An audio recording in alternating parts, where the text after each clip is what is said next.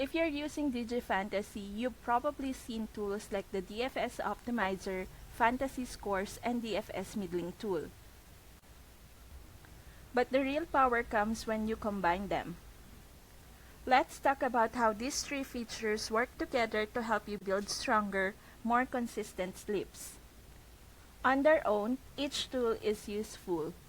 The optimizer scans sportsbook lines against DFS apps like PrizePicks and Underdog to find positive expected value plays. The Scores tool breaks down player projections and performance data so you can double-check if the edge is real. And the Middling tool shows line discrepancies across platforms where you can profit no matter which side hits. When you stack them together, that's when you move from casual guessing to calculated sleep building. For example, you might find a positive expected value play in the optimizer, confirm the projection with the Scores tools, then check if the Middling tool gives you a way to reduce risk. This process doesn't just give you one-off chances to win. It creates a repeatable, disciplined system that compounds over time.